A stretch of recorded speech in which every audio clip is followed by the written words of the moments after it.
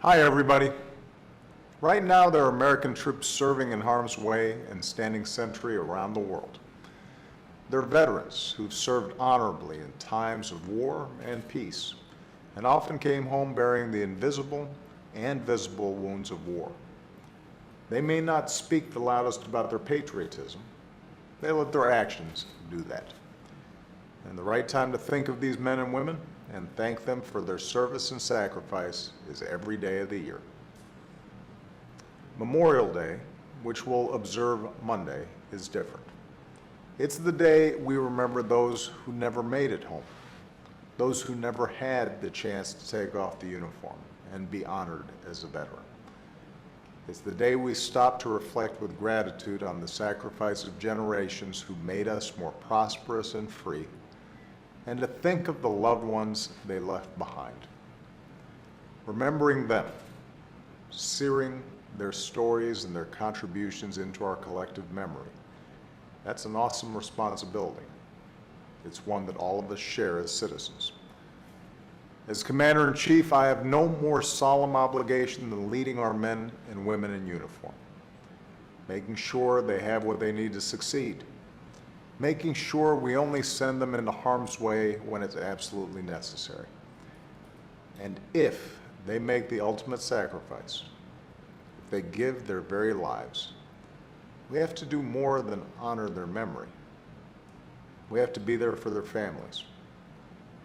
Over the years, Michelle and I have spent quiet moments with the families of the fallen, husbands and wives, mothers and fathers, sons and daughters.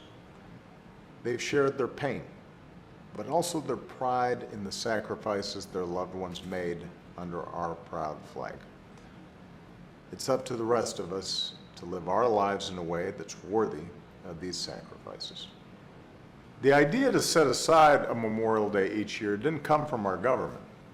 It came from ordinary citizens who acknowledged that while we can't build monuments to every heroic act of every warrior we lost in battle, we can keep their memories alive by taking one day out of the year to decorate the places where they're buried. That's something that so many of our fellow Americans are doing this weekend. Remembering the soldiers, sailors, airmen, Marines, and Coast Guardmen who died in our defense. Remembering those who remain missing. Remembering that they were our fellow citizens and churchgoers, classmates and children, and more often than not, the best of us.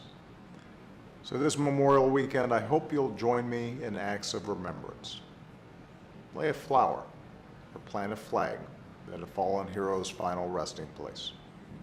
Reach out to a Gold Star family in your community and listen to the story they have to tell. Send a care package to our troops overseas. Volunteer to make a Wounded Warriors Day a little easier. Or hire a veteran who's ready and willing to serve at home just as they did abroad. Or just pause, take a moment, and offer a silent word of prayer or a public word of thanks. The debt we owe our fallen heroes is one we can never truly repay, but our responsibility to remember is something we can live up to every day of the year. Thanks. May God watch over our fallen heroes and their families, and may God continue to bless the United States of America.